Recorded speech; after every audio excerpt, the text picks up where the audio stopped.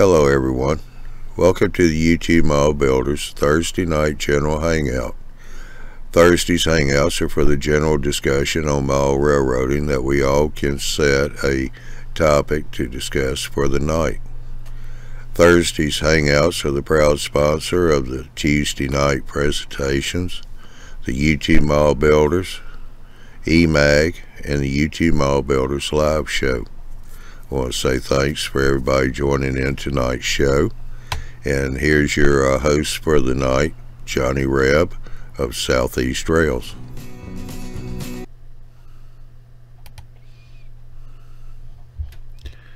Howdy everybody. Here we are at another Thursday afternoon or Thursday evening. Let's see, we got John, Cabana Bob, Brad, Brian, Sparky 107. You in awfully early this evening. Stu, Jerry.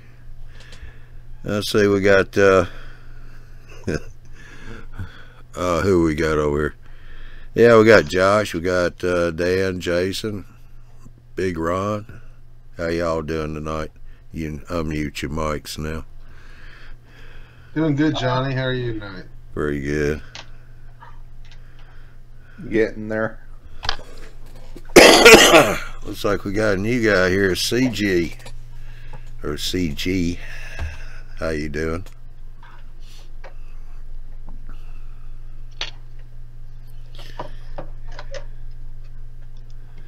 Jason's been over working on his cars, changing trucks out, and I had to put a stop to him so we have something to look at tonight on the show. Yeah, you did. He's going, I didn't want to stop. Well, do it anyway.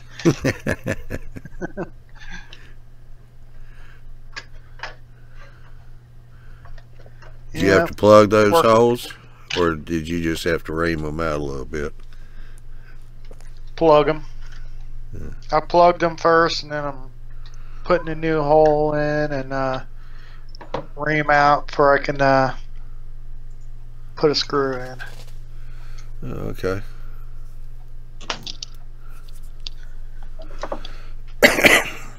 Yeah, we got MRL trains. How you doing, Chris? Don?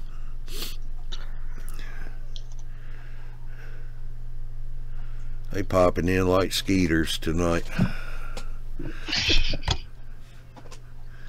What You still got skeeters down there? It's getting too cold now. It's been about a month.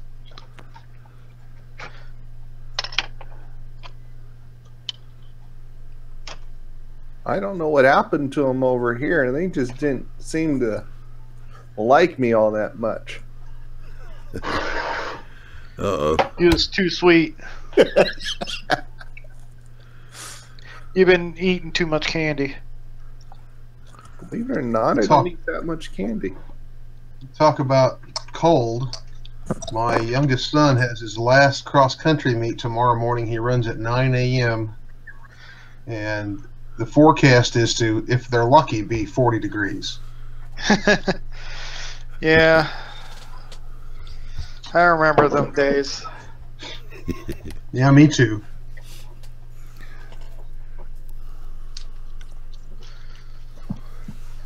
Well, Stu is kind of bummed out here tonight.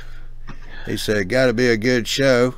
I had a train show canceled in Petersburg Saturday. So he's kind of bummed.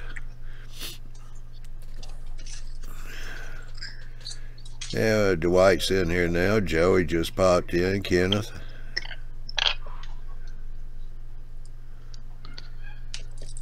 Yeah. So you just putting a piece of styrene rod in there, gluing it in? Yeah. Glue it in and let it set for a while. I think I had these glued in for about a week. Yeah, I think it's cured by now. Yeah, it should be cured. If not, you're in trouble. Yeah. Yeah, we got Mr. Split Rock here on the panel. How you doing tonight, sir? Hello, hello. Yeah, we got a wave. He's good.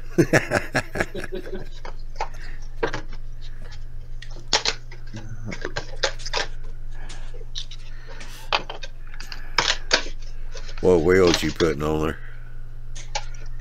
They are 33-inch wheels sets, and the trucks are 70-ton roller bearing trucks. From Bowser? Yeah. Yep. Cost me about $3 Not bad. each one, Oh, or each bag. Yeah, each set. There's 2 trucks to a bag. About Yeah. there went that screw. Yeah, I got one more, and I'll find it later. Take your socks off.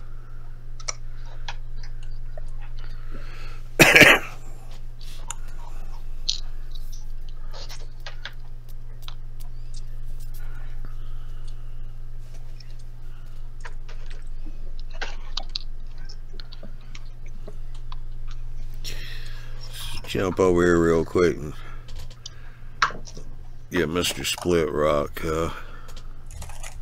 blowed up. We'll see what he's working on.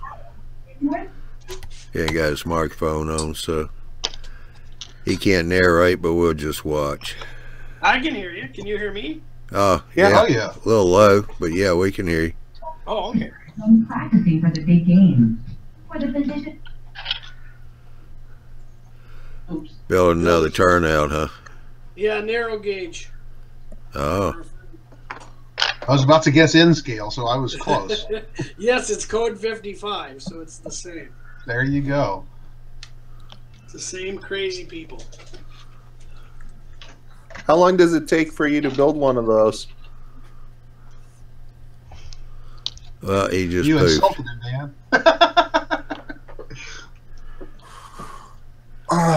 So how's that hotel coming, Ron? While we're waiting on Split Rock coming back. Well, it's coming. You want to guess what that is? That's your new panel? That is 150 curtains.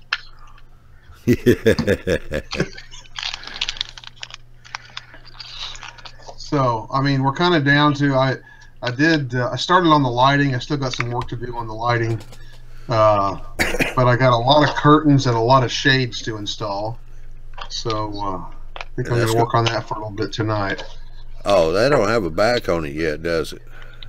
Well, I did. It's removable, so I took the back off. See, here's the back. Yeah, but you got the floors in there. That's still not going to be all that easy putting those curtains Well, no, and I should have done it before I put the floors in. I didn't even think about it really, but I don't know. The problem is I wanted to make sure I didn't do too much that was going to interfere with getting the floors in place, you know. So I didn't even put the window glazing in until after I put in the floors because I was afraid I'd get it in the wrong place and it would interfere with the placement of the floors. And with the lighting, I didn't want any spaces where, you know, light was going to bleed through from one floor to the next. So yeah.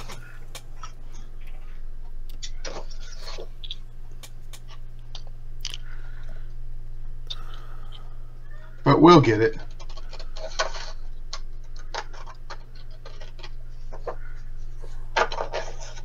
You'll have the best looking motel on the block, that's for sure. I think I've spent about as much time on this structure as any structure I have built, at least in the last few years. And it's not even exactly a railroad structure, and it kind of sits against the backdrop, but you know, if you're going to do, I mean, I'm kind of a proto-lancer. I don't try to exactly represent a town, but, you know, you got to do some things that are just kind of iconic that help you recognize, oh, yeah, I know where I am. And this hotel is kind of a must if you're going to model Wichita Falls.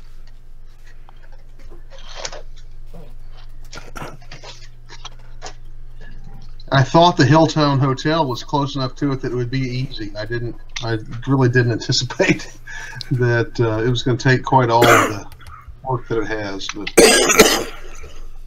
Yeah. The things we do to make our roads more realistic. it's a hobby. Keeps you away from the wife. Or Let's see. girlfriend. Brad Anderson. Oh, he's from down under. How you doing, Brad? He said, I'm driving to set up at a train show on the Gold Coast over here in Australia at the moment. Shows tomorrow. Be sure and give Marty a hard time, because he comes in here, talks with us during the week in our live chats when he gets time. So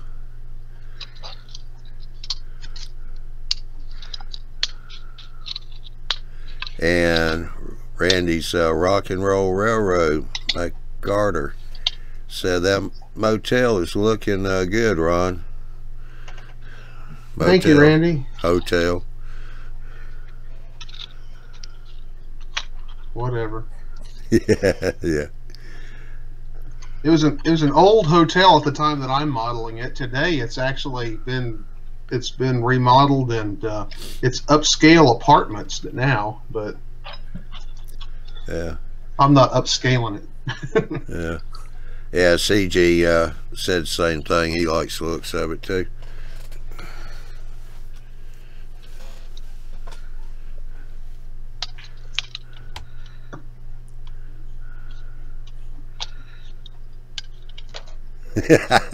Got a name for you, Ron. Oh, boy. Uh-oh. Stu Structures. I'm afraid to ask. No-Tell Hotel.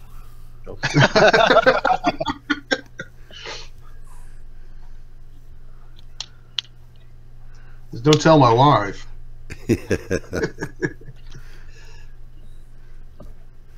Yeah, Brad said, yes, Martin helps put a good show on.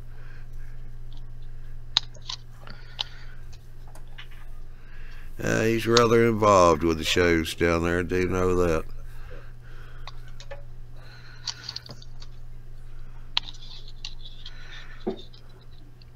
Hopefully he's going to make it up here to the Kansas City show next year so we can meet up.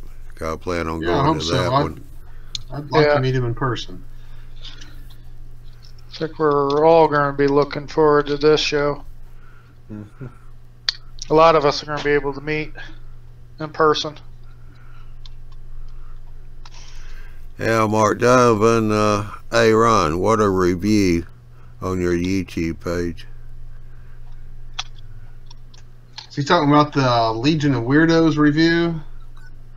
I have no idea. He just said a review. I assume I got a review by Legion of Weirdos, the YouTube channel. I don't know if anybody's familiar with it, but he did a channel review for me this week. It was kind of nice. Yeah. CG, yeah. No, Ron's not going to do that.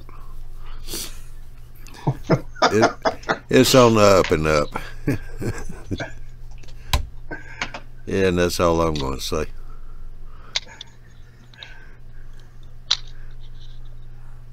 Mark said yes to the review. Yeah.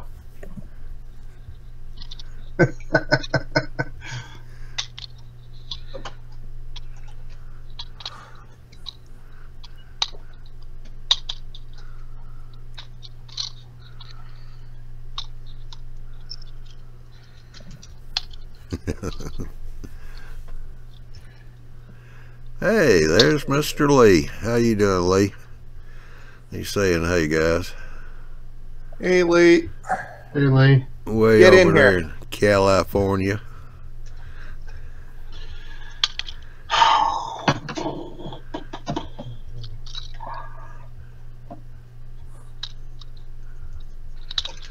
Yeah, England I'll be popping in about 45 minutes.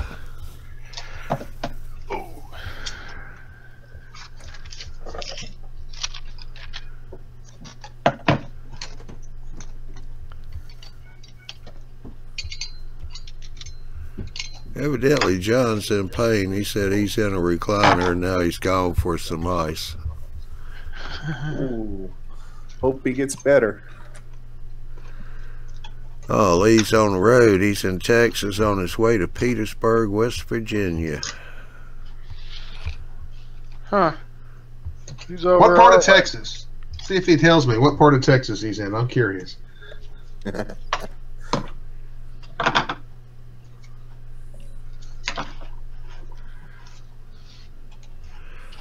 Peter Piper, I mean, not Peter. Oh, man. Dave Piper. Mr. Dave, sorry about that. Ron, are you going to animate lighting in that hotel with LEDs and an Arduino? Well, maybe down the road. Right now, I'm playing around with the Just Plug system just because I got one and I wanted to play with it. So I'm messing with that with this right now. But eventually, if Chris and Andy have their way, the answer to that question will be yes. They're trying really hard to get me to do that, and I'd like to. I may, but for right now, I'm going to light it with the Just Plug thing. And then I may come back and do that as a separate project just a little ways down the road. Yeah. I'd love to do it. It'd be fun. I think it'd look good. Yeah. Lee said he's Lufkin, Texas. Okay. Yeah. We're at in Texas? Lufkin, that's West Texas, isn't it? I have no idea. I think. I'm sure he'll tell us.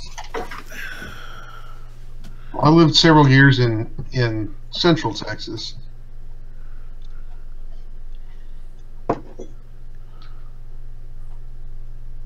I was down in El Paso visiting my grandpa back when I was a kid. I have been to El Paso. I don't necessarily care to go back. Yeah, I hope there's Marcus no said El that's Paso not too people. far from him, so Yeah. so wherever Marcus is, that's Lufkin's not too far from there.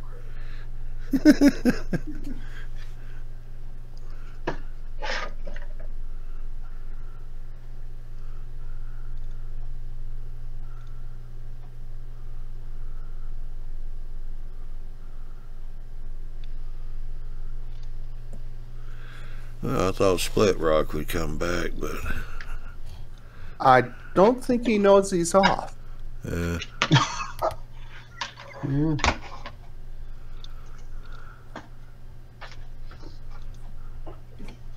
trying to get used to this new setup they've done to us here.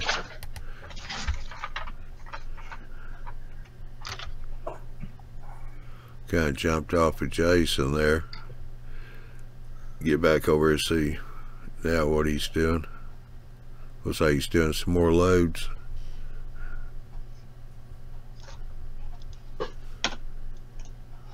No, I'm actually getting ready to paint the decks on the flat cars. Oh, okay. Lee said East Texas, 100 miles north of Houston. Okay. He got verification from Marcus. CG is in Comanche, Texas.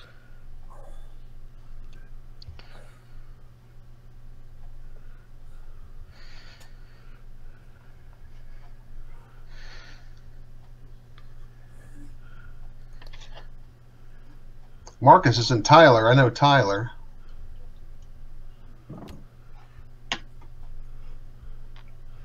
Lufkin on Highway 59. I've been through there. It's just been a long time. Yeah, I never got a chance to meet Tyler.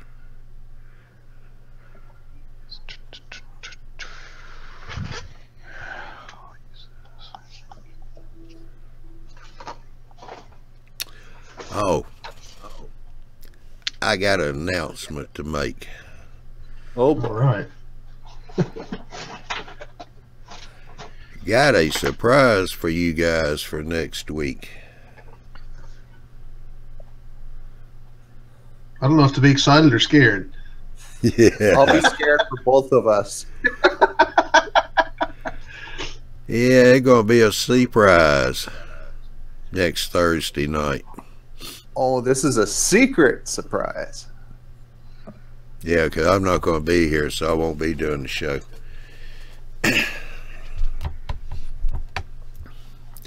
I will be on my way. Well, I should already be there by Thursday night to Altoona, PA. 'Cause I'm going up for the Fine Scale Expo.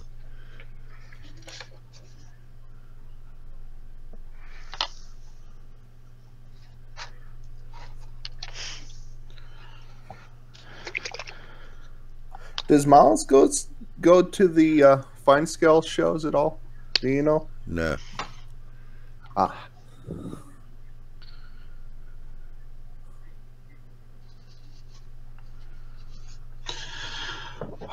Okay.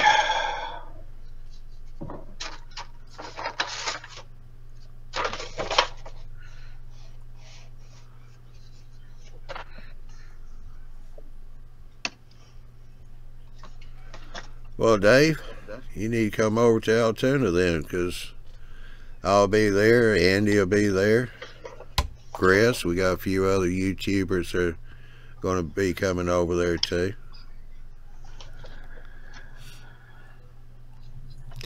I'm not sure if Barry's going to be there. He said he's going to try to show up, but Mike, Barry's sidekick in Barry's show, he's going to be there.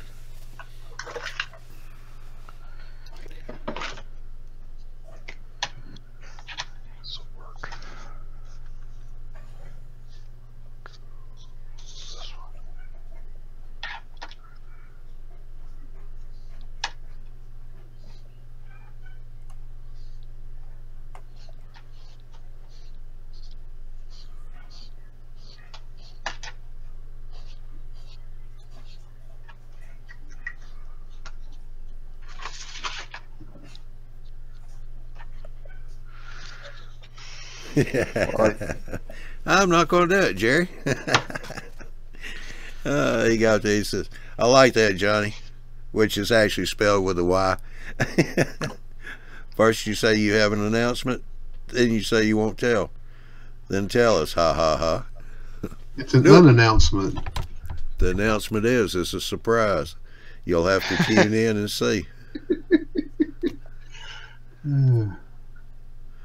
Lee, maybe, maybe not. You never know.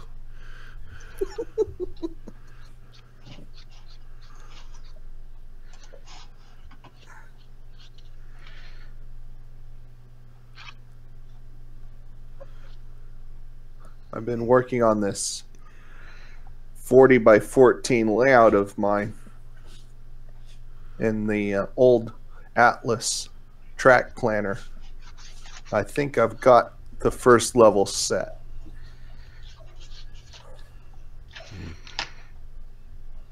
Everybody knows I had this. Everybody from YouTube Mall Builders know I had this 13 by 13 layout plan for InScale to model the IO Northern and Pacific, but it was just a little bit too tall for the room. By the time I got up to the fourth level, it was like 6 feet off the ground. Yeah. Sparky 107, I'm not sure how far Altoona is from Buffalo. Anybody else got any ideas? I'd probably imagine. Well, you got to go all the way across the state of New York, a long ways, plus whatever the distance is from the New York state line into Pennsylvania. It's a fair drive. Probably looking at about 8 hours then. Somewhere in that neighborhood, maybe. I'm no expert on the region, but probably in that ballpark.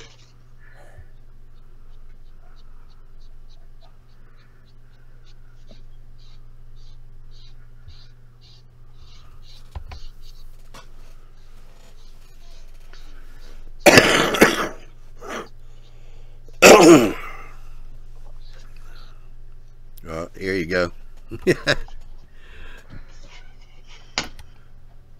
Oh, here's our geographer, Josh.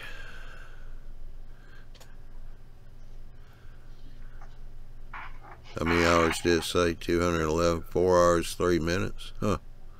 4 hours and 3 minutes. Yeah, let's drive straight there about 100 miles an hour.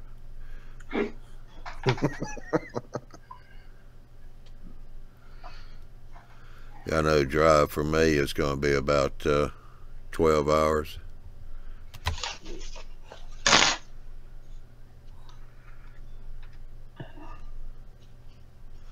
Yeah, if anybody here is going to be over in, at the Fine Scale Expo, look around. I'll be wearing my YouTube shirt that you see I've got on right now. So Yeah, I'll be at the Kansas City convention next year. well, Altoon's not that far from you, is it, Josh? No, it's not really not that. It's like going in the middle of the state. Let me look up this thing. So I'm not guessing this thing. I will be in Pennsylvania this weekend though, in my local area, on the Pennsylvania coastal border. It's about 3 hours.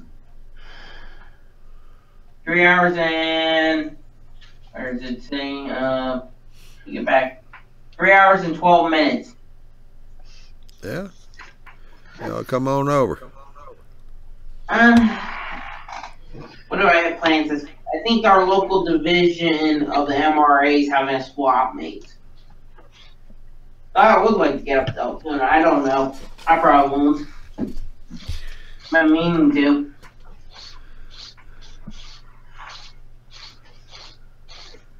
No. I'll tell you what, Josh, you can do this a lot easier than I can since I'm doing the show. Can you post the Fine Scale Expo link to in the live chat over here for me, please? Yeah. I'll go look at it. Thank you.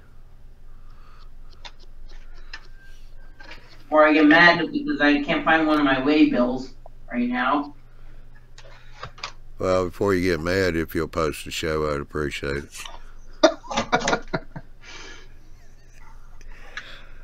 Dave, I'm not sure. We may go over and look at the horseshoe curve. Like I said, I recommend it. I'm actually going to be out there with Andy and Chris. So Thursday night, we'll probably be right there. We're wound up with just a hotel instead of an Airbnb.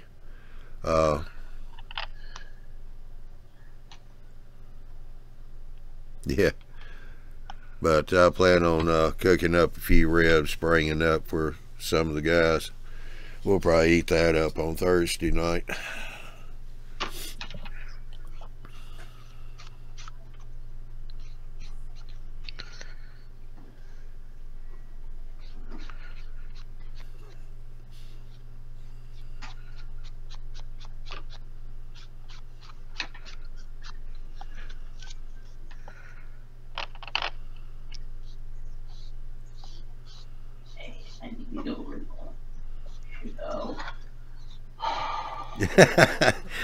No, Jerry.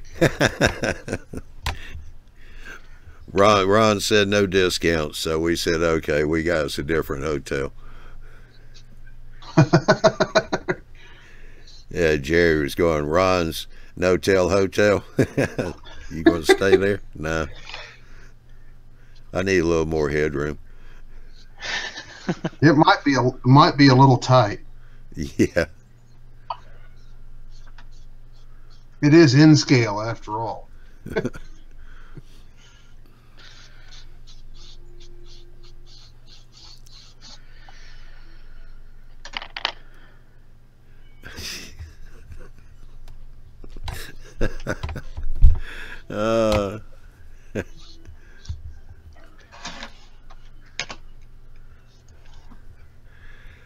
There you go, Sparky 101 Mile Railroad Expo. Probably.com.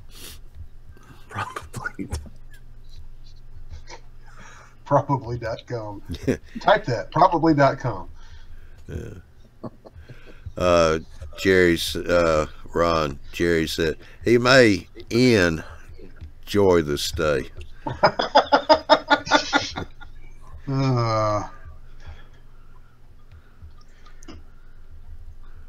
Of course. There you go.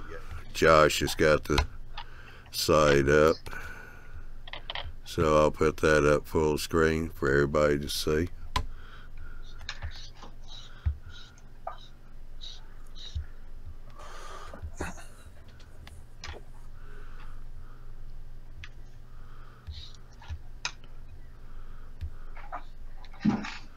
Yeah, we're not staying there at the convention center. We're, I believe it's a mile and a half down the road.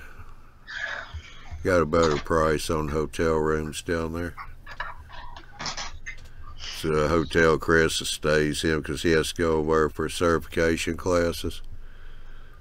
So we're going to be staying in the same hotel he stays in over there. And actually, if I was going to go in there in Altoona, I would actually stay in the Crescent Inn. So you might not want to sleep there. Or let's say you do not get sleep when you go to that inn. Yeah, you already told us about that one. That's one right there on the railroad tracks. Yep. Well, it's perfect. That was one of my favorite trips. Love staying up all night. Yeah, we're staying down in Duncansville, which is only a mile and a half down from there. You're welcome, Sparky. Also, John, who stole my waybill? Did anybody steal my waybill in here? No. No, Dan told us not to say anything, so we're not. Ha ha ha. I think Lee took it. No, Lee's on the road. I better go drinking.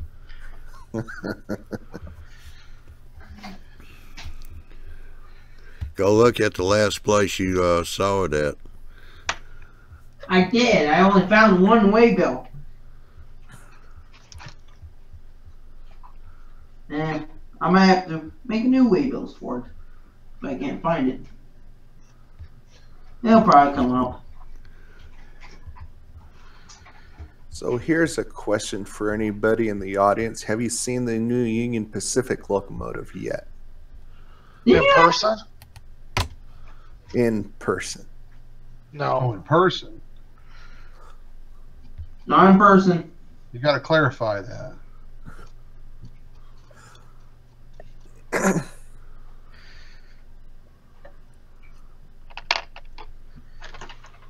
I don't know how long they're planning on keeping it there, or if it's already on the road or not. Let me look.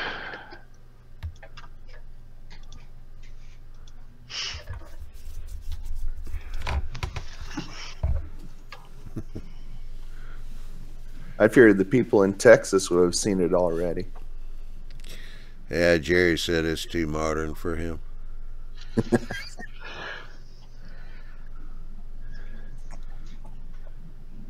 What scale is that out in anyway right now? What scale? Yeah. Athearn went to the paint booth while it was getting painted, so we'll eventually see it in HO at least somewhere around the first quarter of next year. That is the hope. Yeah. I know they already have at least somebody said done some custom jobs on like train simulators and different stuff, and I don't know about O-Geek version yet. I don't think I've seen one yet. No. I heard somebody had already had decals out about 5 hours after they announced it. Do you want me to go ahead and plug in their name, Johnny? What? I know the name of who you're talking about that did the decals already. Oh. It's Circuit City Decals. They're on Facebook. Yeah. Wasn't a full set Circus. though, wasn't it missing some of it? I mean, it was just parts of it, wasn't it? Yeah, just parts. That's all.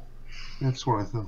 You still have to do the camouflage, and there was a couple other ones you still had to do.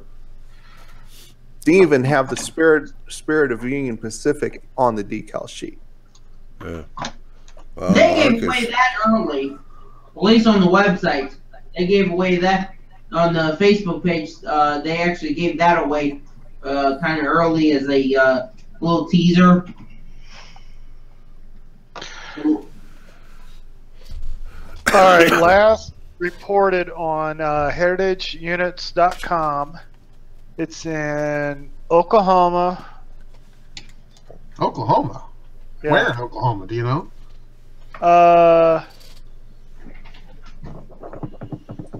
Talaki?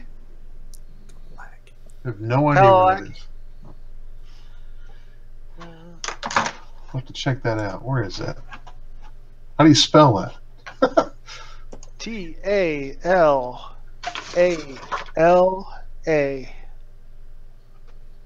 Kalala.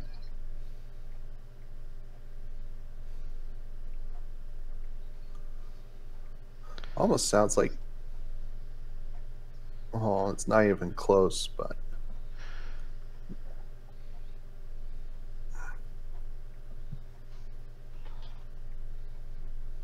Oh, Talala, Oklahoma. Yeah, Talala. Trying to see where Oklahoma. that is.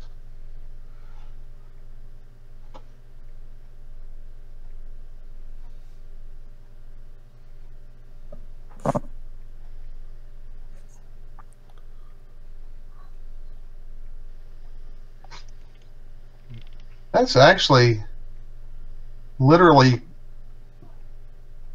less than 3 hours from me. That's why I have the app on my phone. So And I I'm can gonna go be- chase them. And I'm going to be in Joplin tomorrow, which is like halfway there.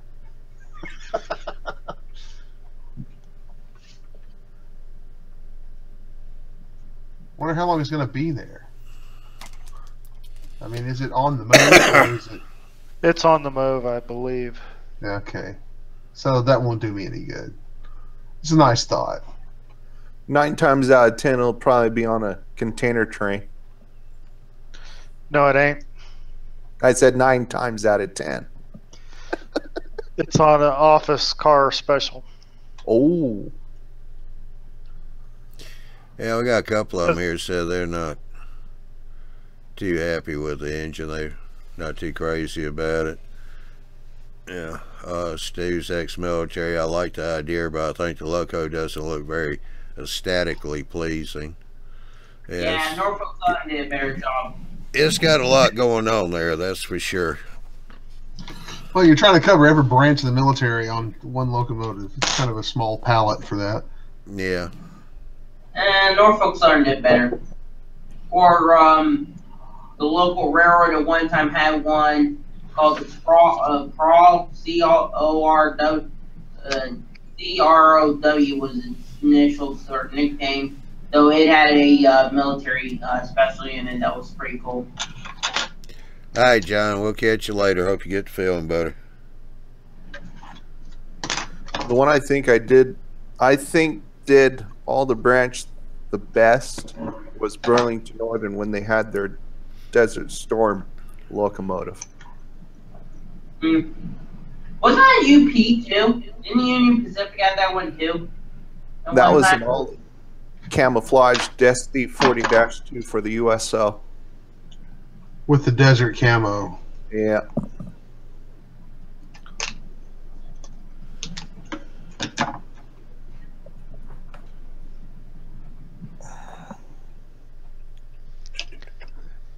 Is that one still around? Which one? I thought I heard it had been repainted. Yeah. The Desert Storm one. I think it's been repainted. Union Pacific or BN? Union. That one's both of them. I know the Burlington Northern had theirs repainted like 10 years ago. And I lost track about the USO one.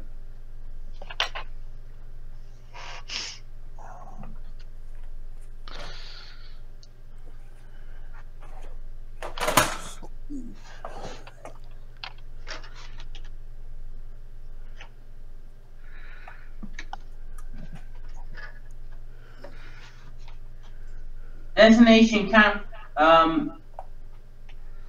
The UP was designated. I looked at the last report. Council Bluff, Idaho. Iowa. Iowa. Sorry. Hey, I'm. Idaho's ID. Go get some coffee, Josh. I don't drink coffee. No There's coffee the for problem. Josh this time of night. Oh, come on now.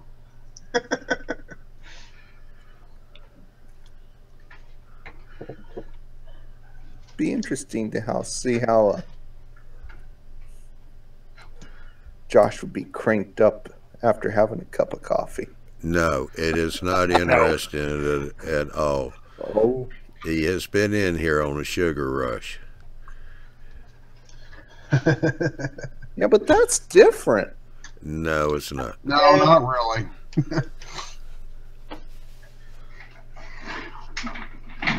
I think the one time I drank like 5 pops that day or something, like crazy. I don't know. I don't remember.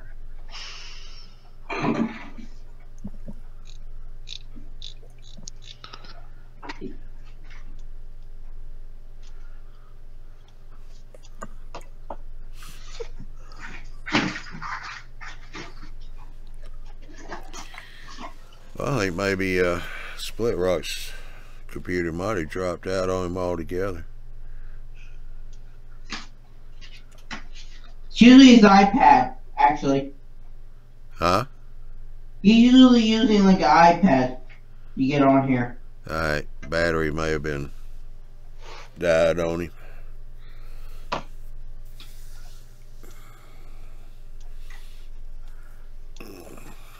Oh, Johnny, I got a response back about using screenshots. Alright, well, you let me know later. Yeah.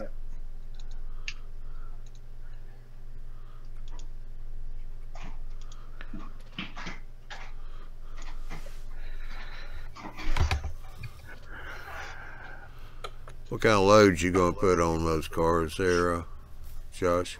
I mean, Jason. John Deere tractors. There you Not around go. like a deer.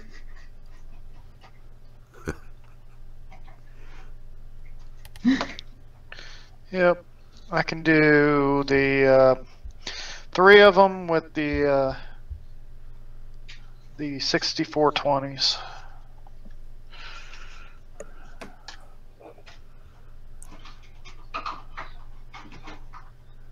I love the model where the farm meets the rails. That is a kind of a favorite theme of mine. I grew up on a farm, and Yep. literally my first experiences with the railroad. My dad, when I was a kid, used to buy sacked feed from a dealer, and we would go unload it right off the boxcar onto the truck on a team track in a small yard in a town nearby. And so, you know, just that whole, like I said, where the farm meets the rail thing is just kind of a fascination to me. That's why I have half a dozen grain elevators on my layout. Yeah.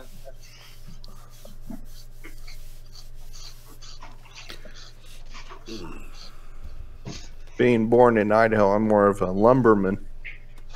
I like where the operations of it. See, I think I would find that really fascinating too. I've never been around it, and so just because of what's published in model railroading press, I'm more familiar with it 19th century than I would be, you know, modern day. But I think it would be fascinating. Well, just before INP stopped operations on the Cascade line doing the lumber trains. They had same day service with 2 trains. So a train would originate from Emmett and Cascade and would meet at Banks. They'd swap the powers around so that the southbound would have the loads and the northbound would have your empty flat cars to go back to the lumber mill, and both crews would be home for dinner every evening. Yeah. 15-minute power swap.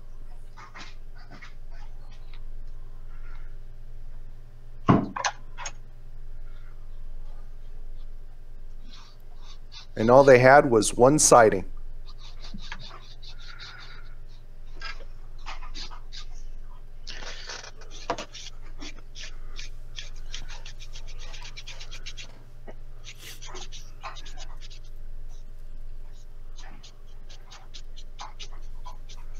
Did you order that paint down, Jason, or are you pretty thick? It's pretty thick.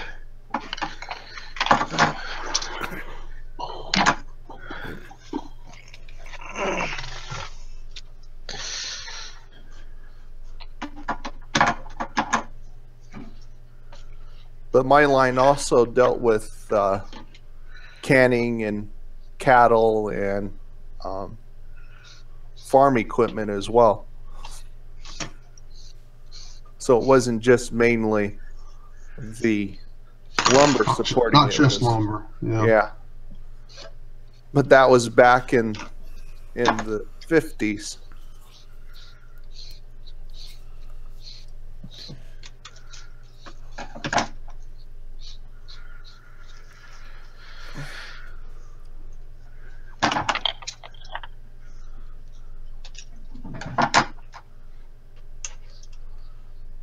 Oh, there he is. Let's say Andy. Afternoon, gentlemen. Hey, Andy and Chris. Paul. Chris.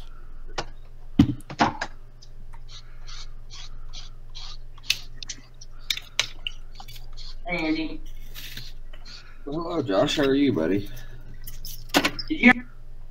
Did you ever finish that movie I sent you the link for? I've watched a little of it. I haven't finished it. I have a hard time finding time to watch movies, but to watch a full movie, it takes me a little while to get through a movie. Okay. I will get it watched, though. Yeah, it was a low budget film though. In 1979. Yep. That's what they say in the article about it. Low budget films are usually the most entertaining. Can be, sure. Sometimes, well, sometimes you get a good bout of comedy over the production part, regardless of Right. Regardless of the plot. Yep. Like, It has been my philosophy for a very long time that the more big name stars are on the headline of a movie, the worse the movie's probably going to be. Has anybody noticed that besides me? I mean, if you got one, big name Hollywood actor, you're probably going to have a good movie. If you got like 10, it's always some like horrific script, and I'm like, why did they agree to do this? The money. Well, Yeah. we kind of need to get back to railroading. Even the chat's getting offline too. Time to re-rail this train. As I like to say, I hate to bring up the subject of model railroading, but Yeah. I did watch the movie Runaway, so as well last night. How many times did you watch that movie too? There's a lot, and also I definitely can tell you one thing. As a model railroader, I can point every defect that they could have stopped that train or could have done something in this and everything. Like I'm really counting the movie. Pretty much, I'm really counting and I'm going Andy style watching that movie. I suffer from that with a lot of movies. I think that's you find that no matter what. But there's not a lot of anything in modern culture that ties to the railroad the way there used to be. That's one thing that I find very inviting about the period. About doing a past period modeling. So my lab being based on 1950, there was a lot of references to railroads in public in culture, but that's not true. Well, it's not exactly a railroad movie apart from name, other than takes place on a train. But you've got Murder on the Orient Express coming out in November, and that's a classic. Oh yeah, Agatha Christie. Yeah. There's some, but if they do, then they have to go back. Right, that's all. I mean, that's they go back in time, and I mean both. It's an old story, and it took place, in the early 20th century too.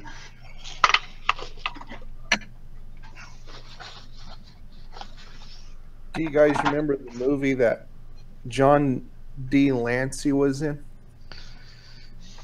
for a railroad movie?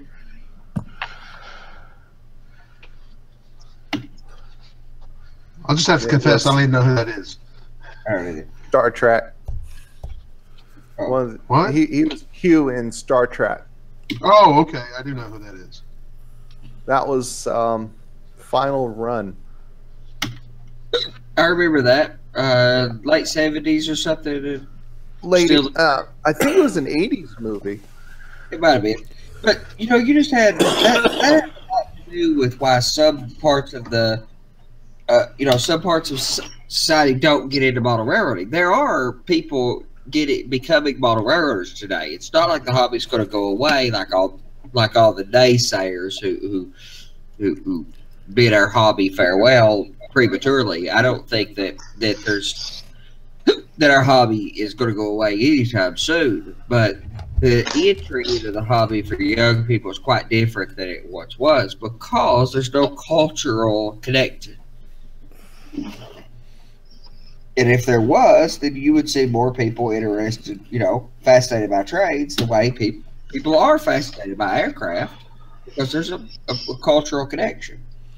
Well, it's funny you said that because Big Bill asked, did anyone see the racing drone take on a speeding train and go under the moving train? Pretty crazy. Huh. I saw, I don't know if we're talking about the same video, but I saw one in the last few weeks. I don't know how old it was. I think it was fairly new. But this guy was flying this drone along. I don't know that he was exactly racing the train, but it was a moving train, and he was flying over the top of it. At one point, he flew inside of a through girder bridge. I mean, of a truss bridge, under the trusses and above the train. He landed on the train at one point as it was moving, and wow. Yeah, he flew underneath it. And he also flew up next to the conductor, who was clearly not too happy to see the drone flying next to his locomotive. No. So yeah, I did see that. Bill said that's the one. Yeah, it was both fascinating and a little cringeworthy at the same time. There are plenty of those drone videos that are like that. And while I think a drone can be, I've got drones and I really love them. But I think they're a great modeling tour. And like Kim Patterson has had that series back, or a few some drone videos, modeling from above or something. I think he called it, but right. Which wasn't. It's not as interesting to watch, in my opinion, on YouTube or something. But if you have a drone, going out and shooting, areas that are of interest to you are incredible. But like anything else, people can take whatever it is. They can take it too far. Right. All right, Stu made the comment, the best railroad movies were shot with 8mm camera by local people that were interested in trains only. documentary style, no question about it. There's plenty of really good stuff in there. That those style movies don't reach the culture. You know, those kind of movies don't. If you go back to watch black and white movies, you're going to see trades all through those. They permeated the culture. You know, the railroad permeated the culture in the 40s, 50s, 60s, or 40s and 50s. Permeated the culture. That's what's hurting a young adoption of model railroading, in my opinion, is the lack of cultural connectivity. And a lot of people don't see trades. You know, used to, if you lived in any town of any size, rural, or you had a connection to the railroad. You know, you rode passenger trains, you seen them all the time. You know, that's just not true anymore. There's a lot, you know, trains are a lot of out of sight, out of mind. Which is why I have not found myself as interested in the modern modeling until, coincidentally, I was out west recently, and there was some really interesting how the modern has integrated itself into some of the coastal towns out there. Was just interesting. It kind of reminded me of the way New York had done some things, like Bill was showing us either pictures or satellite one time of how the railroad had clipped buildings. You know, they had chopped off a little corner of the building and put a 45 on it. So the railroad, because it was so tightly integrated into a city like New York, I had only seen that in New York, or when I was out west in their coastal towns, they were like that too.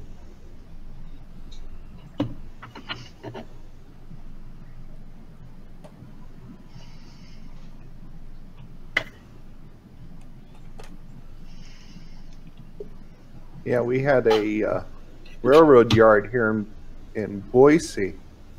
You can literally see where it was because of how the freeway had gone from both ways to where the freeway had split right down the sides of the rail yard.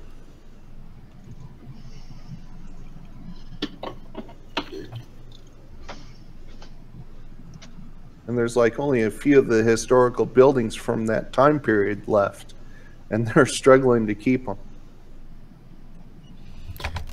Bill's asked, what is the name of the train movie with Lee Marvin and Ernest Borgnine? Was it King of North? I think that's it. Yeah, it wasn't Unstoppable. I'm obviously not that big a movie buff. I just don't because know. I know there was a movie. Give me one. Yeah, give me one.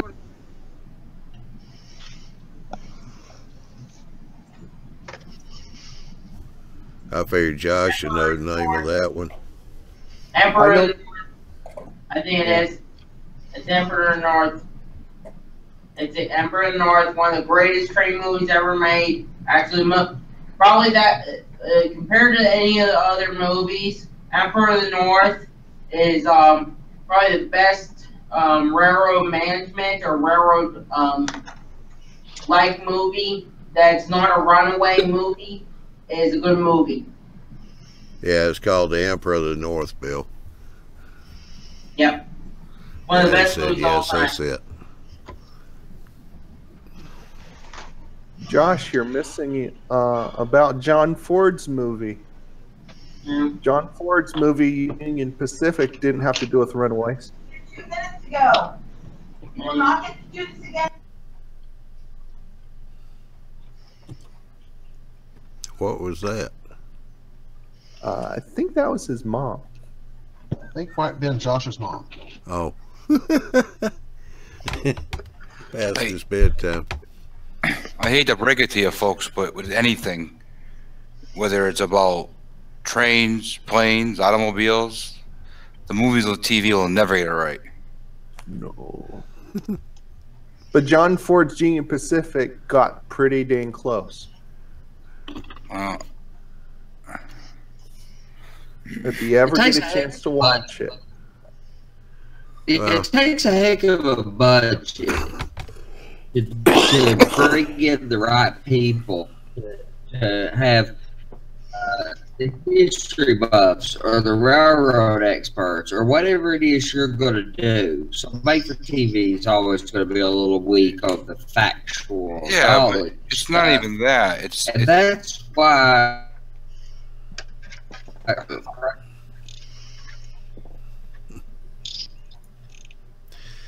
Hey, Ron, how you doing? What's that, Chris?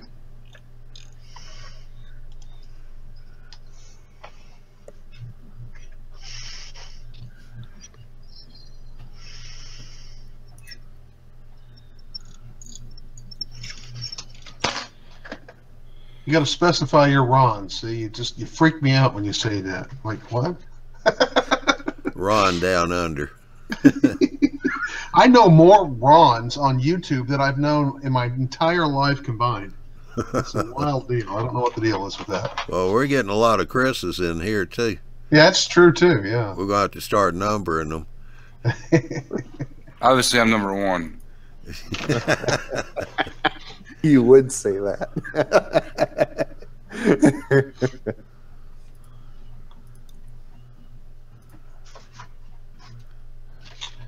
Yeah, Stu's saying that some of the modeling that stands in for the rail trains in movies are great. Well, there was an action movie, one of those, you know, I'm trying to think. It was like one of those series of action movies that had one of those guys on it, and they used a 7.5-inch gauge train. They're right on size, and I watched the behind the scenes on this years ago, which is why I don't remember what it was. But it was one of those Jean-Claude Van Damme or one of those kind of people. It wasn't him; it was somebody else.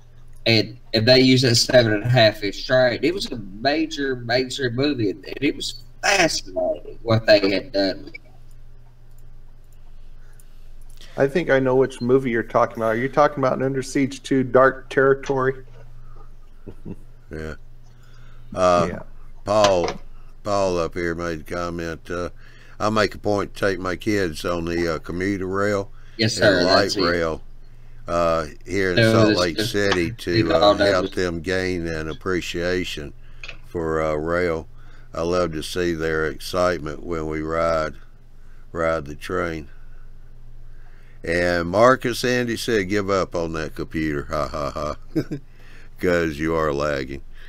This is Japanese. Oh, stop.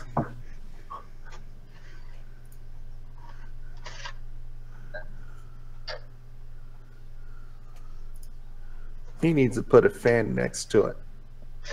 Nah. That'll cool it down. It's not hot. I got too much junk running on it. I left off when I just come home from work. I left everything running on it when I connected. Yeah.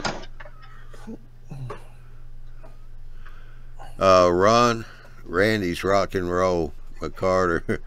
How's them curtains coming along? Well, I did one floor in an hour. I did the front of one floor. I haven't done any of the sides. So, I figure another week. yeah, Andy, you missed how I started. I started with my sheet of 150 curtains to install. I'm actually installing a lot of shades, so I'm not putting curtains in all the windows, but I wanted to be prepared. I literally went through and just found pictures of curtains on Google, actually a shower curtain, and cropped it down and sized it. And but I'm doing a combination of I've got some curtains that are partly open, closed curtains, a lot of shades, and of course I've got some rooms that are lit in the thing too. But right, well, I don't know if you can see it, but if you can look at the prototype photo, the prototype, and this is from the year that I'm modeling, almost all the shades are drawn. Now I've blown this thing up, and you can actually see some of the ones that are open. You can see the curtain, so that's kind of what I'm basing it on. Right. But more shades are drawn than anything else. I'm trying to make it a little less just white shades, just to make it a little more interesting. But anyway, and it's one of those things. I put the floors in because I didn't really want the glazing in before I put the floors in. And I see, and you put floors in. I put the floors in to support, because all my lighting is in shadow boxes, see? Like so. And so I can actually slide these right into the floors. That actually gives me a double thickness to kind of control my light bleed. And then I'm actually lighting, several areas, but it's all contained within a shadow box. So now I'm installing all these curtains around the floors, so that's going to be fun. Yeah, but it's coming along. Yeah. Let's see. Steve said, we have tons of trains around here to ride as far as excursions to go with the freights. And Jerry said, rode the trolley at Illinois Railroad Museum 2 months ago. Never could reach the strap as a kid.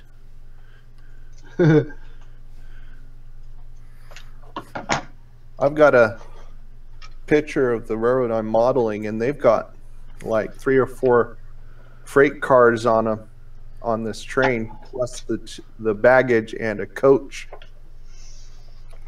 tagging along behind the train. Split Rock. He said, check out eBay. Seller Dave Art 1. He sells curtains, windows, decals, neat stuff. Yeah, I've seen those. That's our good buddy Dave's Decals. Yeah. And Split Rock says the new UP unit, 1943, is in Council Bluffs, Iowa.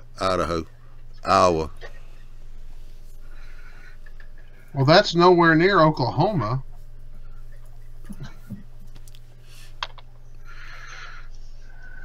It's near-ish. Well, maybe not near. It's well, they didn't say. It's like 600 miles near.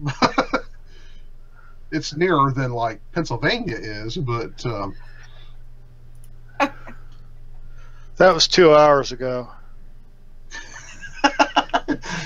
So it went from Oklahoma to Iowa in 2 hours. I'm impressed. That's one speedy train now. Well, they just didn't say that they've put new modifications in it. So. Yeah, along with the military paint screen scheme, they put the jet engine in it. Oh yeah, warp drive. Split Rock. He said, have access to UP employees site. Wink, wink. There you go. I wonder why. Well, there is also a 1-800 number, which I will not give out because they will get flooded with tons of calls. But you can call up locomotive numbers using this phone number, and it'll tell you exactly where that locomotive is within 15 minutes. The Norfolk Southern has an app that shows you where all the heritage locomotives are in near real time at any time. So if you want to go out and rail fan for the NS heritage locomotives, it's an app. They don't show you where every locomotive is, but all the heritage or custom paint scheme, like the POA or the Veterans. POW, MIA.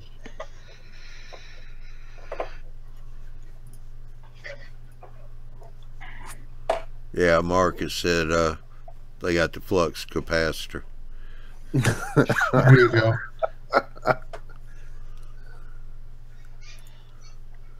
So it's actually in Oklahoma tomorrow.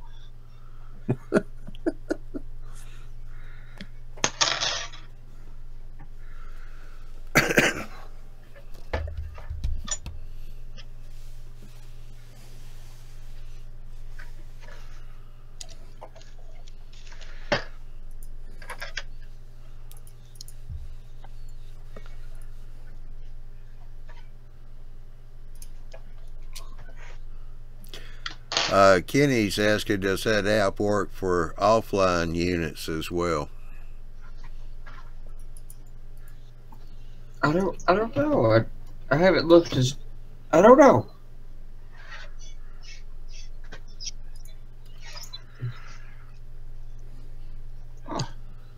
Oh, wait a minute. Today's the 26th, right? Yeah. Yeah. Yes. It was there yesterday night. Okay. Sorry. Man, I was going to drive there.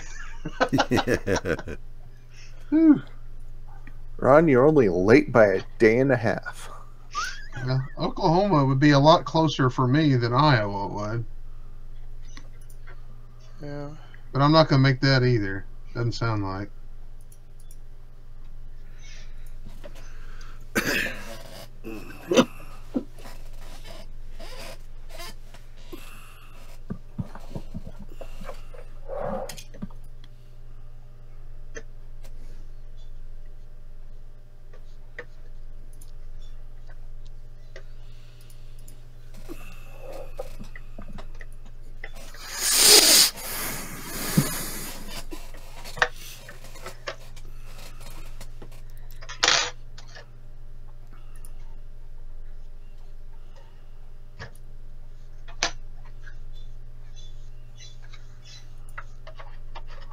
Jason, is that the wood decking for the flat cars? Yep. Speaking of flat cars, I was out rail fanning yesterday here in Nampa, and I seen one of the bulkhead flat cars with a steel load on it. It wasn't even strapped down or anything. All it had was just like maybe that much of wood sticking in the pockets, holding it there. I'm like, that's going to be interesting if it hits a curve just right. How high was it stacked? It was about 4 to 5 feet. Yeah. I mean, I was a good 25 feet away from the load, so I can't give a good example of how high it was, but it was about a third high of the bulkhead.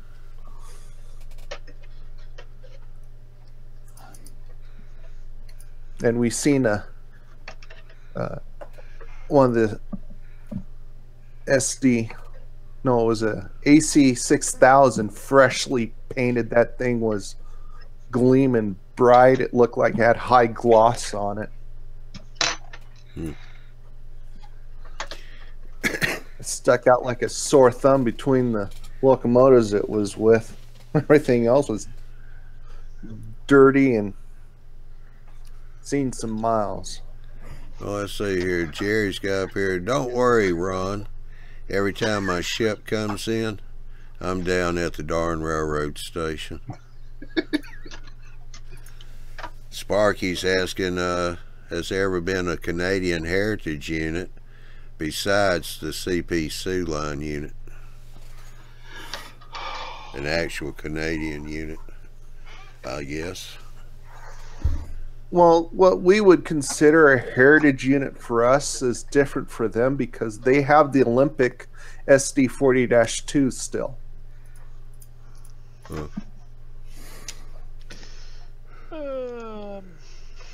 Let's go back. And as far as that goes, it doesn't extend any further than that.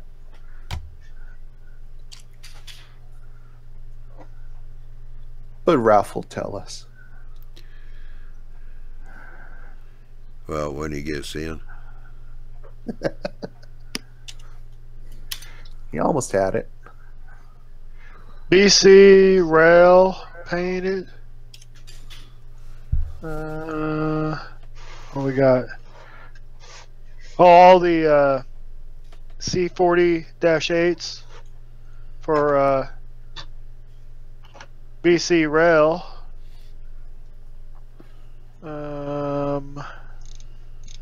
See what else is. There he is. Ralph. The Sioux paint.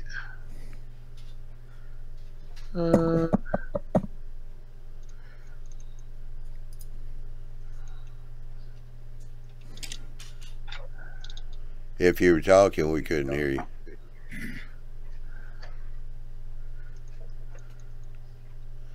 Joe G said he's waiting for Alaska Railroad to have a heritage unit.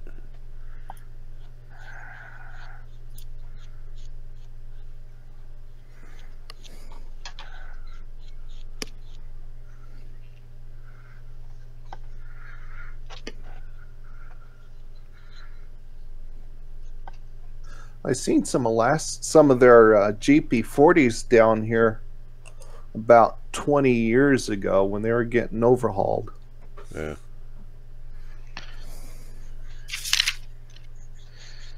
That was an interesting sight because we also had some of the Santa Fe war bonnets sitting on a siding getting ready to go through their overhauls.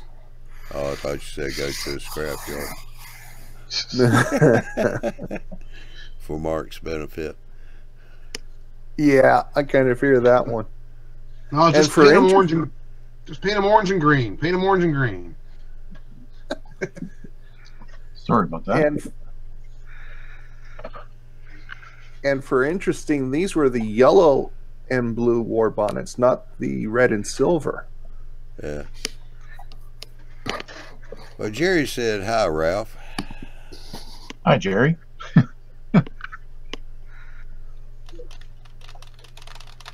And Joe said that would be cool to see.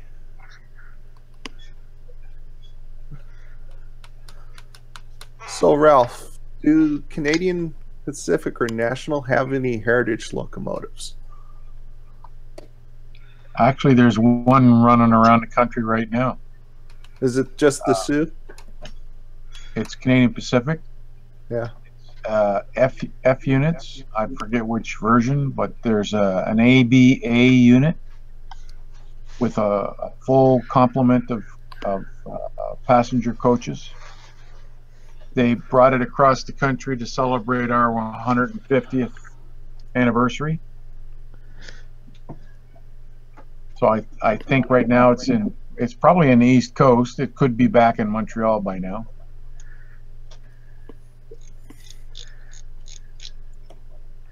That's about all I know of. Because all I can think of were the Olympic locomotives, the pair that they did for the Olympics. They did more than a pair for the Olympics. And the other thing they have right now is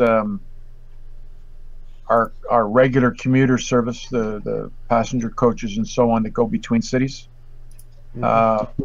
They have the 150 and all the different cities and so on the side, like really graphic, artsy-fartsy type thing.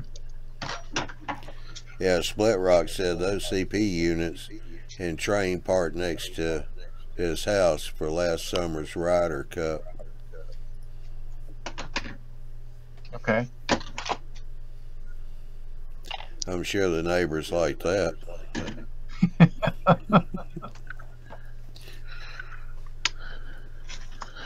And then Canadian National's got that pair of brand new Aces painted in the blue and silver.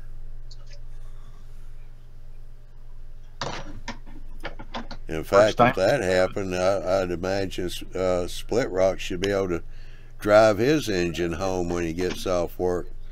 Just keep it with him. Park in the driveway.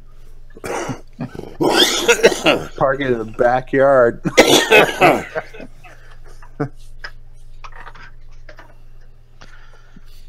Especially if it's worth over $2 million a piece.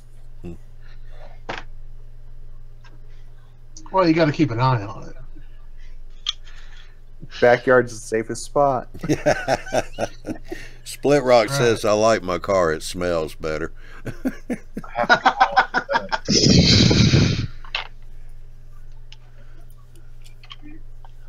I'd take a brand new locomotive over a car any day. If you ever need any, what do they call it? The oil that you use for breaking threads from being seized. Diesel fuel is the one to use. Yeah, penetrating oil.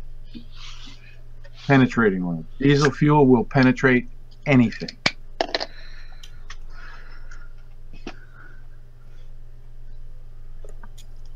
But don't use it to light your barbecue grill.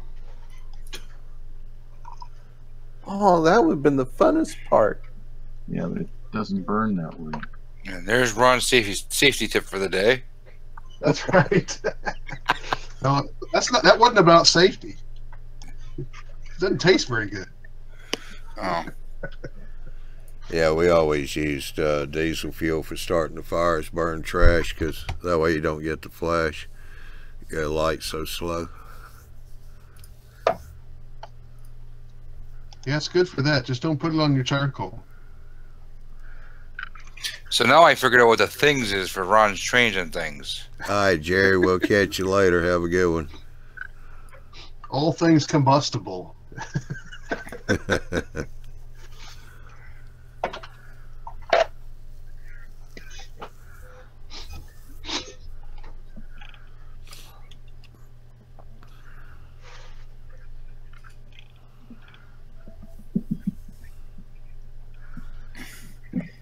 Well, Ralph, I got my purchase made yesterday. Really? What did you purchase? Yeah, I got those paints we were talking about from your weathering show. I'm going to try your products. Oh, man, did I just do what I think I did? Got that Michaels coupon, so I literally got them for 40% off the whole lot, which was nice. Yes.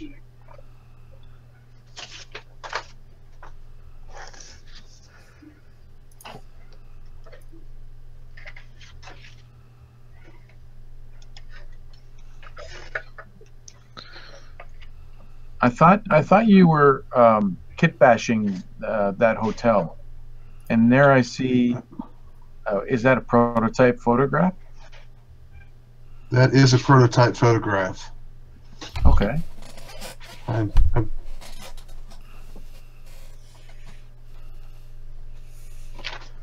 Yes, indeed.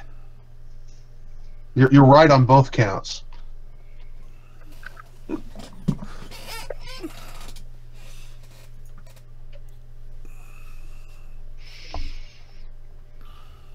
We've been talking this evening about the fact that I'm going to spend like the next month installing curtains and blinds.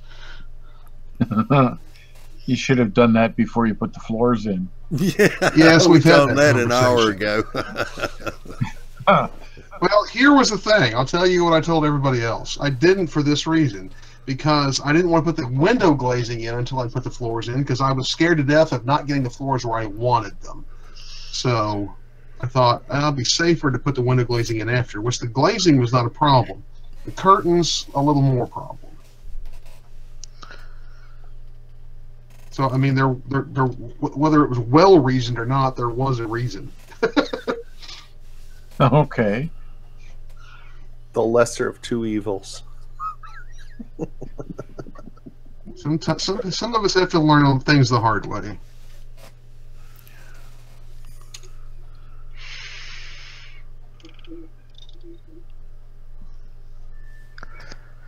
Yeah.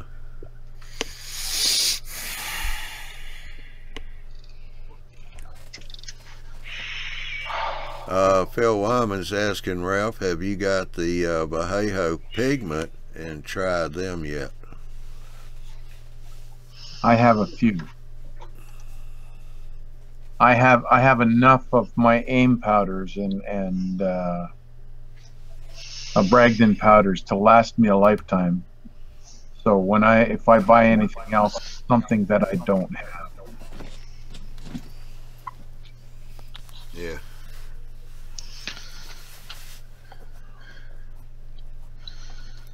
And the Vallejo powders basically are the same as MIG powders or the AK powders. Where's the one I want?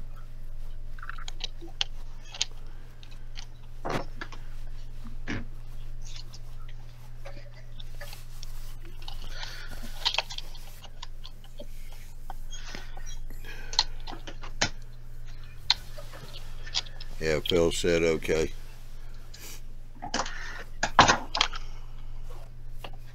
Is he thinking about buying some?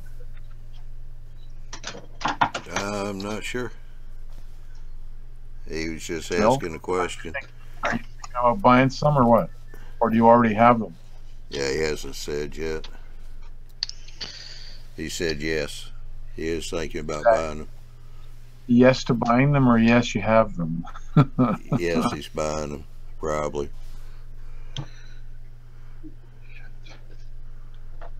Okay, not that I want to knock the product. The product is good.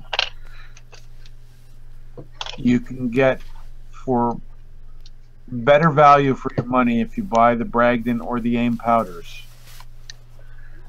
And you can buy them in a package like this.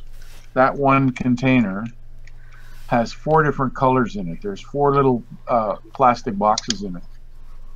There's 3 sets like this. So you'd have 12 colors. And the amount of powder that's in these things will probably last you quite a long time. The ones I have are single color in a container this size. So I have a lifetime supply.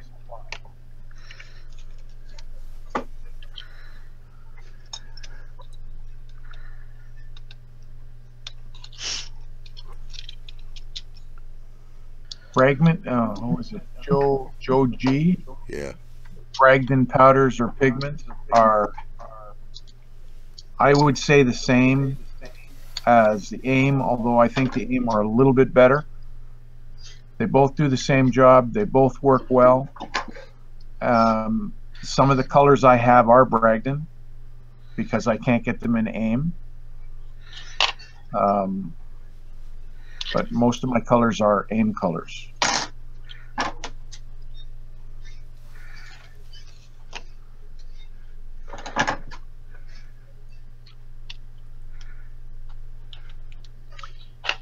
Okay, how much are the Bragdons? The Bragdons and the AIMs are roughly about, if you buy it like this with 4 in a pack, I believe it's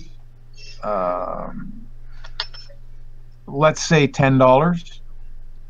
If you buy the single color, it's $9. And you can get them through the Walters catalog.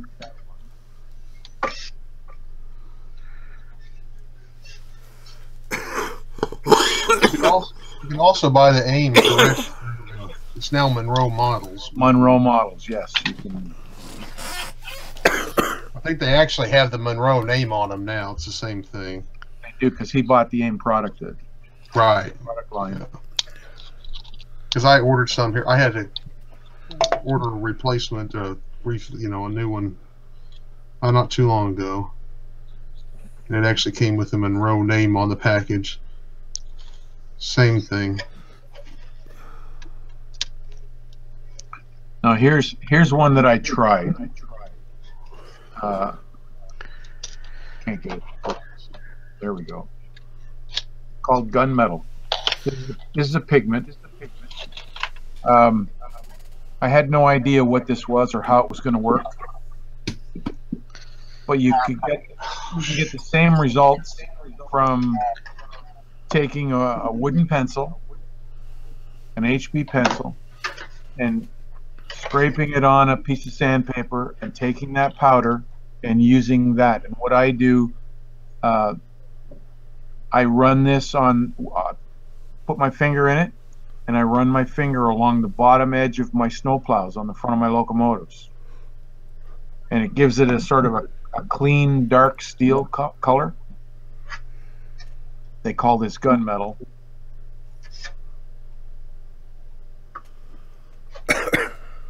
Is that color darker or lighter than graphite? It's the same color. Oh, okay. It's literally graphite. It's not even the color of graphite. It is the color of graphite, but it is graphite. I'm assuming it is. And if I had known that it was it would act the same way as graphite, I wouldn't have paid the $8 for the bottle. But now that I have it, I use it.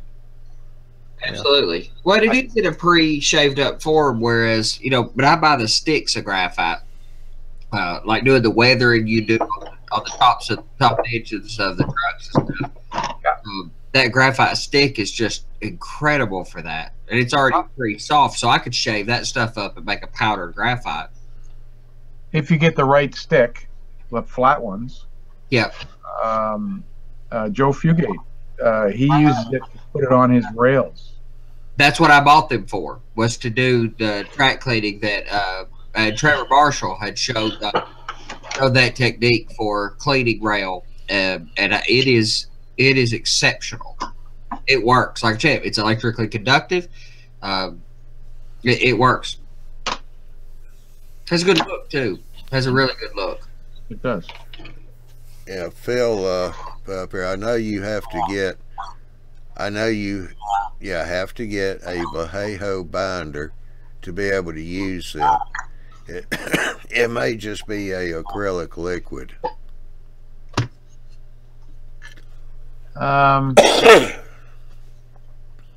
You don't need any liquid to use powders.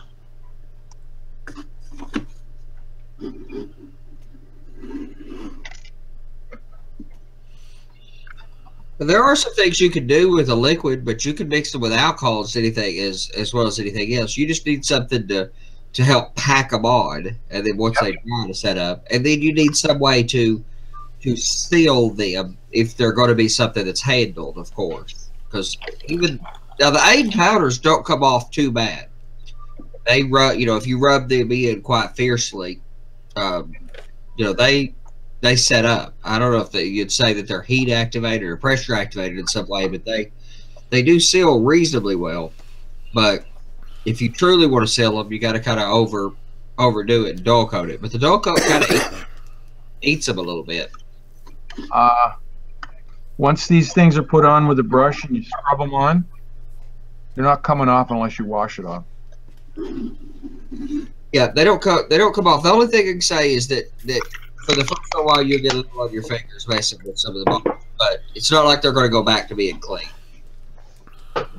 Okay, and once you start using a brush for powders, don't use it for anything else. So this is the Bragdon powder, and if I scrub it,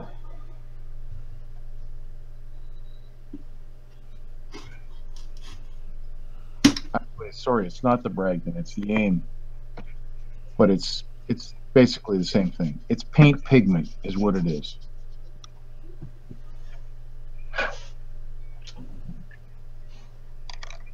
So it's on there, and if I put I'm putting my finger on fairly hard, it's not coming off.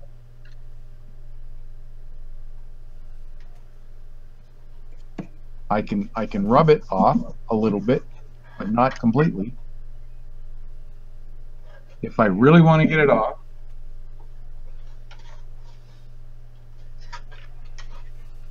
and if you're doing this on the side of a box car, you take a sponge, you wet it,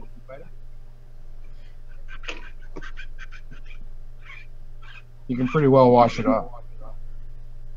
The nice part about it is when you drag it across the rivets and the joints and all that kind of stuff, it sort of tucks into the crevices, which is where you want it to be in the first place.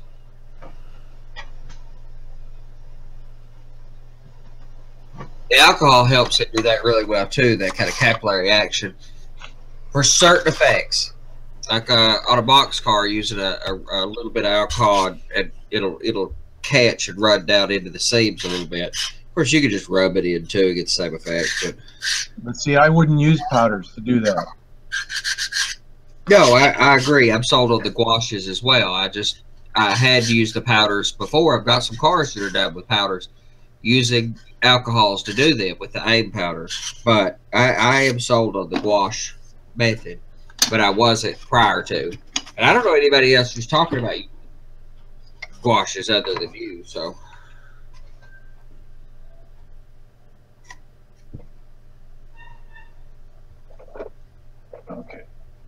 I'm going to show you something else you can do.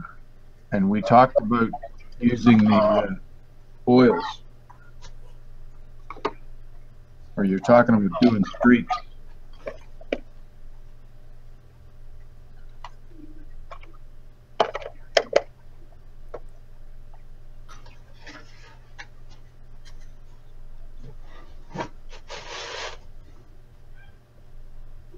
Okay. Oil paint. Oh, wrong color.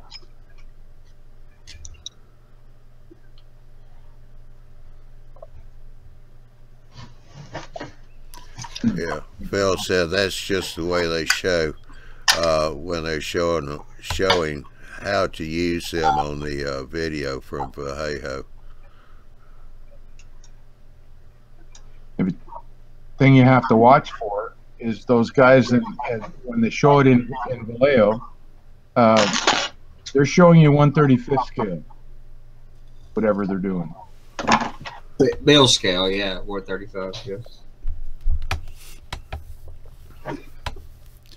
And split rock, Ralph, what would you use to simulate the worn paint on the inside of the open top cars, coal and ore cars, to show the steel under the paint?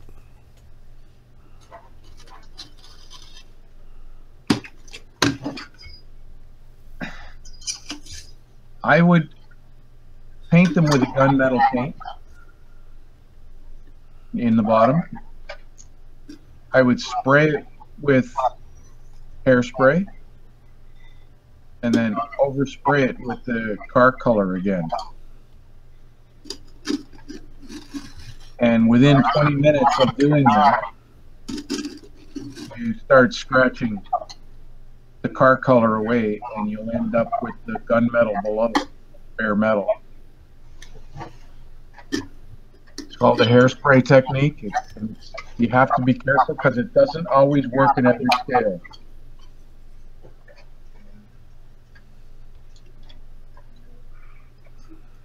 Have you tried any of Big's chipping products? Could you see that any distinct benefit to the Big chipping product over Aquanet hairspray?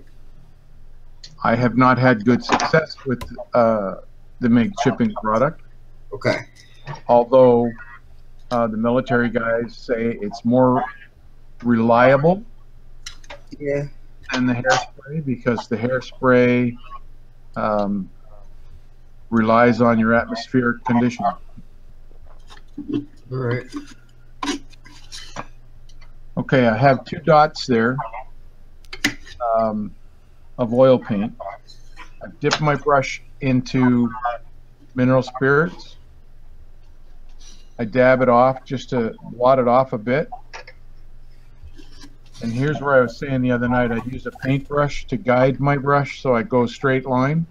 Start above the dot.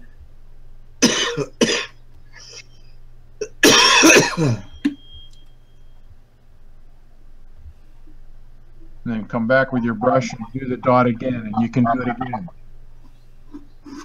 I don't know whether you can see that. Yeah. Yep. The gouache works the same way, but you have to use the microsol. You could get the same streak effect with the gouache, though? Yep. No kidding. You just have to work at it, man. It doesn't set up. The oil is more reliable. Let's put it that way. Because it doesn't set up very quickly. How quickly does the gouache set up on you? Well, it's watercolor paint, so it's going to set up fairly quickly. It's worse than acrylic. Oh gosh. It's quicker than acrylic. Wow. Okay. So when I do my streaks, I'm using this brush because I don't have my fan brush, but the fan brush is the one with all the hairs spread in. That's what I normally use to do my streaks with. Ralph. Yep.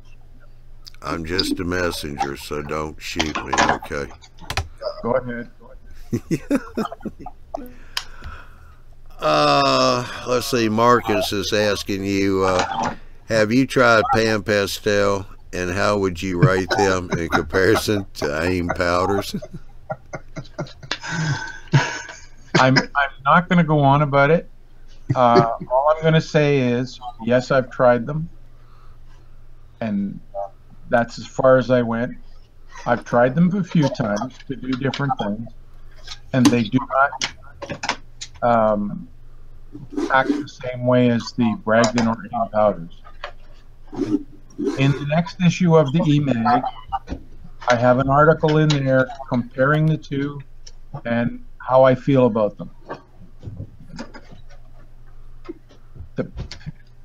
Works pretty good on wood structures. I was just going to get to that. I have Pan Pastels. That's not an issue. I have them, and that's for doing my structures, not for doing my weathering on my rail cars or locomotives.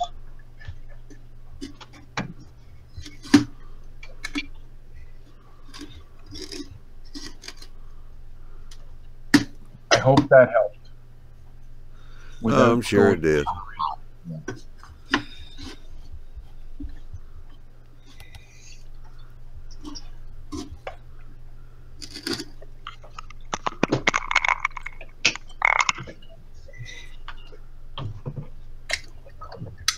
So I get to live another day. I'm gonna start fielding those questions, Ralph. We're not sure yet, Johnny. But if you're not around for the next few days, Ralph will be the key suspect. Okay. I got broad shoulders. It's okay.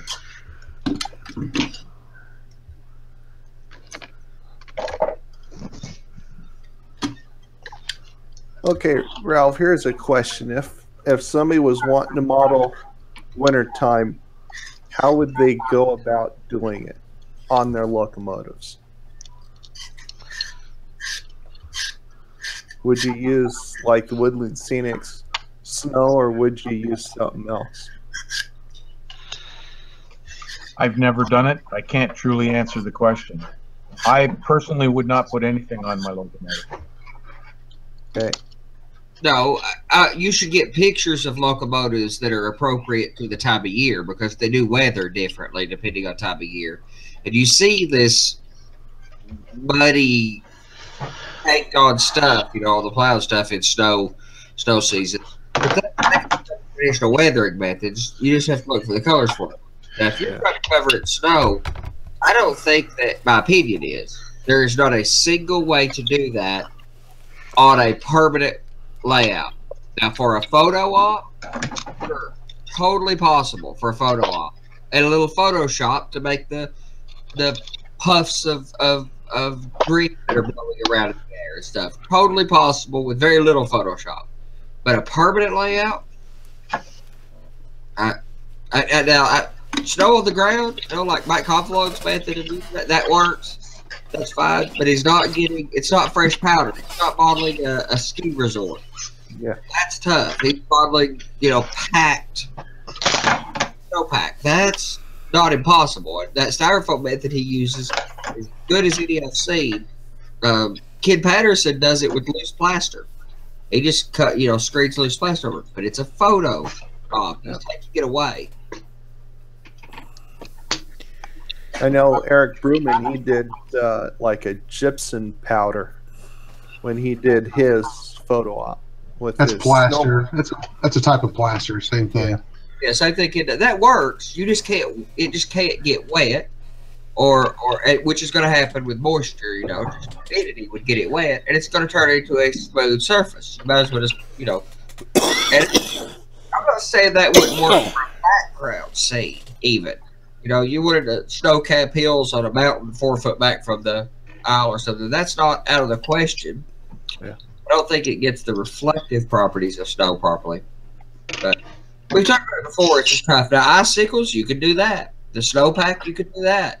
Icicles, probably maybe snow cutters. You know, there's plenty of ways to probably do that. All righty. Well, I think we're going to wind this one up. Johnny, can I just stop for a second? Sure. There's what I see in the questions here, it seems like there's some confusion. I'm maybe it's me that's confused.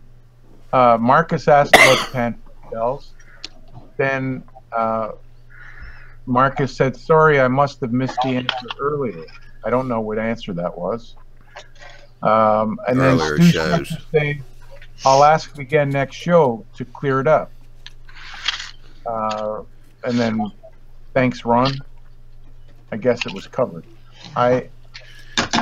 Stu's being funny. Stu's being funny. Because it seems like pastel, anytime you come talking about weathering, pastel always comes up.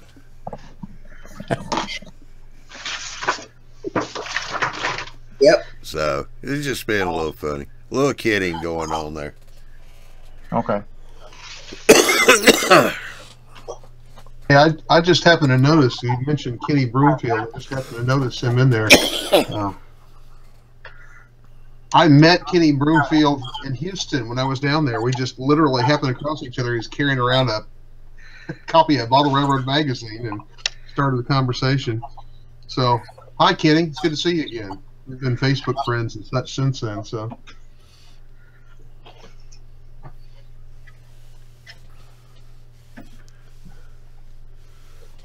yeah.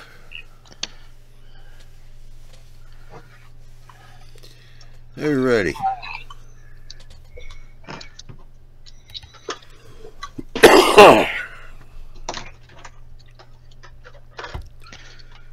Well, we'll just transition this on over. We've had a good show tonight again. We'll say thank you to everybody for coming in.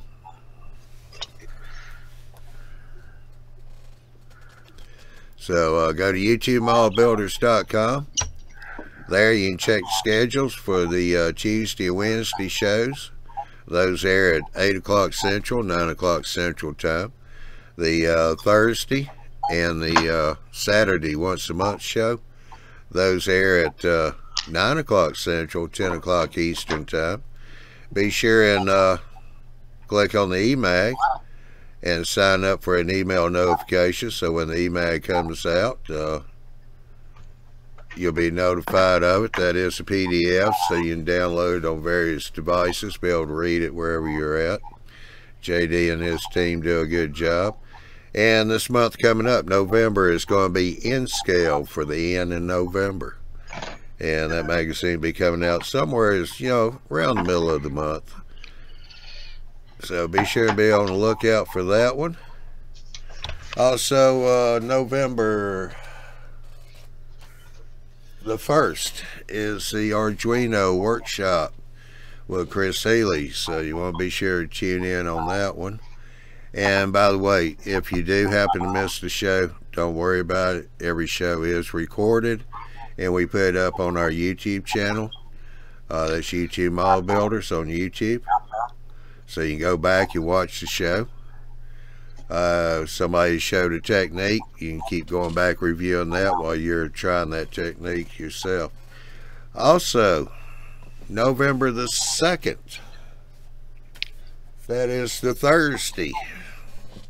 It's ironic how it comes right after the 1st.